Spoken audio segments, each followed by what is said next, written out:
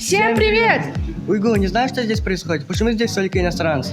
А ты не знаешь? С сегодняшнего дня в нашем городе пройдет 8-я Азиатско-Тихоокеанская конференция, в которой примут участие дети из 11 стран. Вау, это так круто!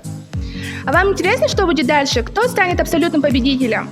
Тогда следите за нашими новостями. Мы, Юнкор пресс-центр Каскиль, сделаем все, чтобы вы ощутили данное мероприятие. 8-я Тихоокеанская конференция объявляется открытой.